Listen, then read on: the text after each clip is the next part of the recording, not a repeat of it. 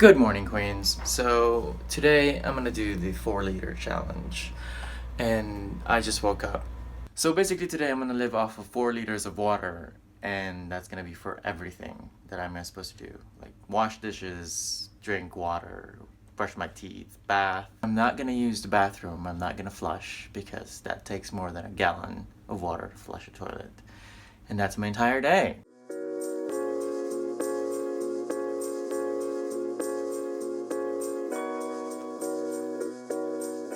So, this is my water. This is mainly my water for the entire day because this is a gallon, and a gallon is roughly about 3.78, and this is about 23 ounces. So, together they're like 4.17. I'm gonna try and use as little as possible of this. So, this would be my drinking water. This is my gallon for everything.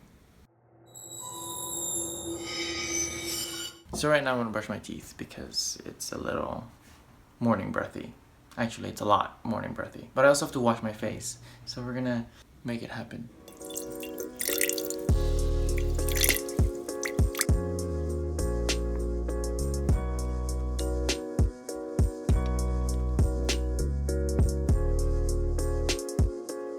Alright, I'm gonna wash my toothbrush after I wash my face.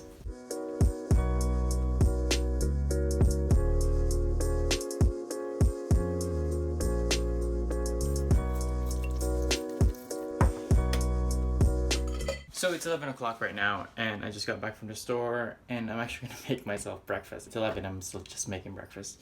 Whatever, so I'll just have a late lunch, but my game plan is, since I didn't have any food in the house, so I figured I went to the store and bought food to eat for the rest of the, next 2 days. I'm gonna make one big batch of food, so I don't have to do dishes all the time. So right now I'm gonna make some scrambled eggs for breakfast in a microwave, because trying to conserve pans and pots.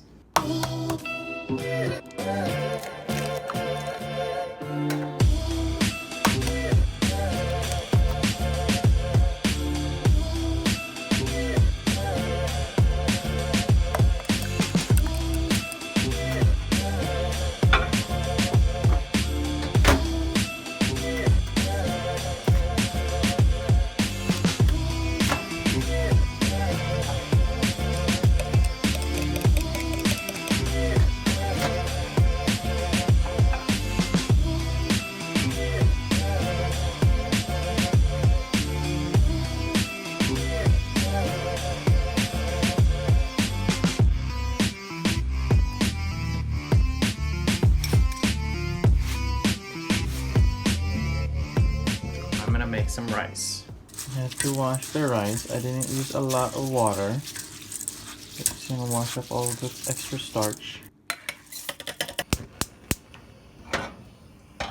Thank God for modern convenience, because my mirepoix is already done for me and I don't have to do it. So thanks, Trader Joe's. So majority of things that I will be doing, so I won't be washing dishes, is I'm gonna be using a lot of canned stuff, and so I could just recycle them afterwards. So that's always a good thing. Well, today I'm making tinaktak, but instead of ground beef, I'm using ground turkey, which is basically a chamorro recipe. I'm gonna be like way Filipino today. I'm not gonna use any plates at all. I have my banana leaves. These are gonna be my plates. So yeah, come on, Philippines, come through. I see liquids and I don't want to throw them out. Basically, like, the corn's been marinating in this water, and I'm just gonna use that. I'm gonna use that corn stock. I'm using some dehydrated garlic, so I don't have to chop garlic and use a cutting board and a knife. So I'm just gonna use this for convenience. This is my lunch and dinner. So I have my plate, just like a good Filipino boy. I'm using banana leaves. Warren, you wanna join me in my lunch? Cool. Time to eat. I did wash my hands. Used a little water, wash my hands, but that's it.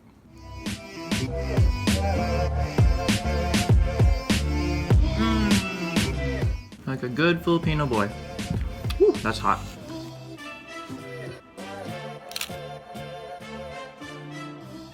So this is not an authentic tinaktak. For all you people who are from Guam, you could know that this is not authentic. I put like spinach and celery and whatnot in it, but you know, the technique is basically how you make tinaktak. Something about eating with your hands makes the entire process more fun and intimate. I don't know. I guess because I have like memories with eating with my hands, and to me, take me back to the Philippines, my childhood. What I really need to wash is this pot. I'm gonna put this away, this pot, in those mugs. I'm so smart. Pot of rice would normally take a lot of water. So what I'm gonna do is I'm gonna deglaze it. I'm gonna heat up everything. We're gonna add as little as water possible to deglaze all of it. This is a 1/3 cup of water. Yay! It's working! See, now it's all nice and loose.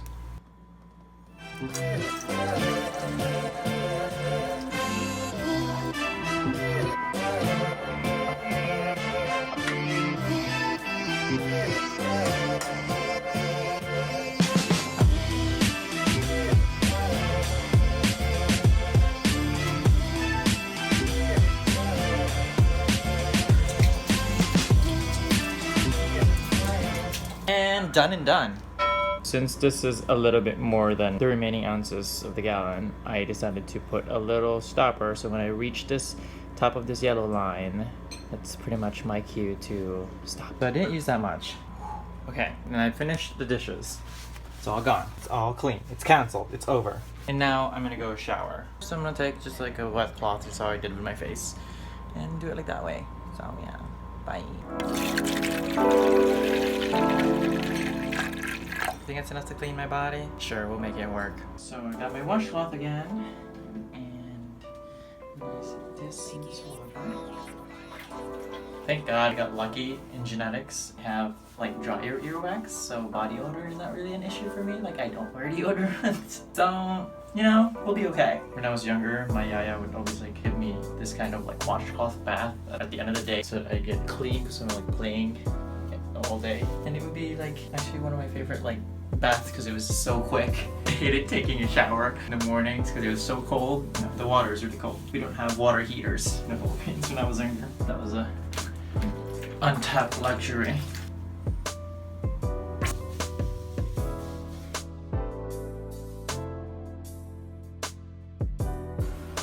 Yay, I'm clean! I'm with this benchos. I'm kidding. Yeah, what are we doing? We are gonna get Jason his very first hooker experience. Oh yeah, I'm so excited. I've never been with a girl before. Yeah. Why did you assume it was a girl? Because I saw a pretty woman. I brought my water because I'm committed, guys. On the real though, Carla is gonna get a tattoo. Yeah, are you ready? Yes, I'm ready. Yeah. Oh, so I'm not having a hooker experience? See how it is. You guys, we're like matching. I should have brought my hydro flask. Wow, someone's not prepared. Ow! My foot! It's called Karma. Good night.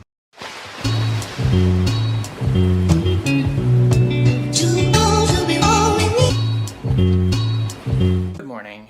It's been 24 hours. I did it! I actually have a lot of water left over. I don't know if I just didn't drink enough water. Maybe that's it. Well, I slept around 11. That's it. That's the water, and then there's still some left over of this one. I'm gonna combine them and see how much water is left.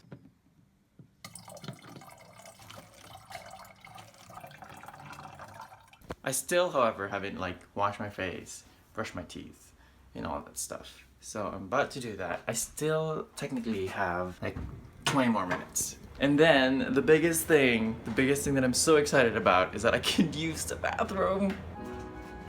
What up, Queens? So that's it. I've finished it. It's over. This challenge was definitely a great reminder for me because I lived in the Philippines for a while. I lived in the slums, so I know how it is to struggle for resources.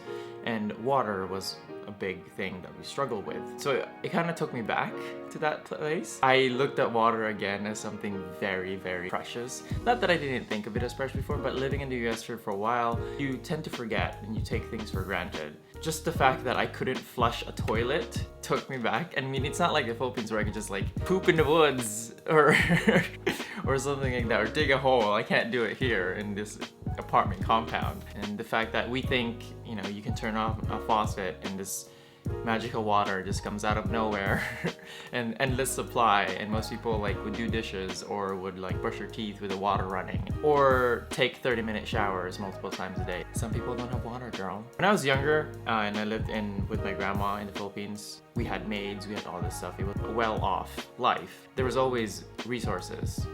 But when I was like 12, I moved in the slums with my dad, and that was eye-opening. That was shocking to me. This challenge definitely reminded me of that. Thanks a lot, Dig Deep, for making me do this challenge. It's really eye-opening. Dig Deep empower communities by building smart projects to fit their needs. And for 1.7 million people here in the US, water is a precious resource and is scarce. And people don't think about it. When people think of like water scarcity or like starving or anything, poverty or anything like that in general, they don't think of the US. People I would talk to would be like, oh, you're just starving children in China. And there's starving children here, and there's people who are no access to water here, and it's important that we don't forget that. Majority of those people are Native American, which is a shame because we carved out their land, took their land from them, and we left them with nothing. And Dig Deep is the only water organization that actually does projects here in the US. Water, of course, is very important for survival, but it is also socially important. In some places, little girls especially would be in tasks to gather water and end up not going to school. Having water projects like this actually enables gender equality.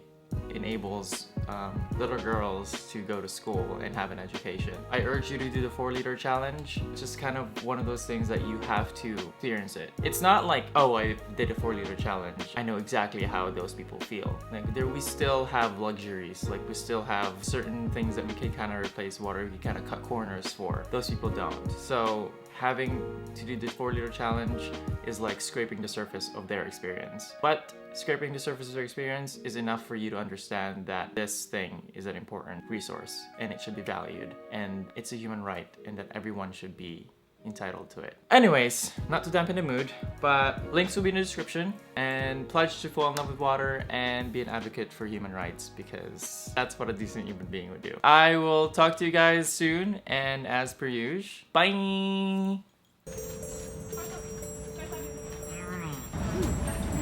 Oh my god, this egg tart is delicious.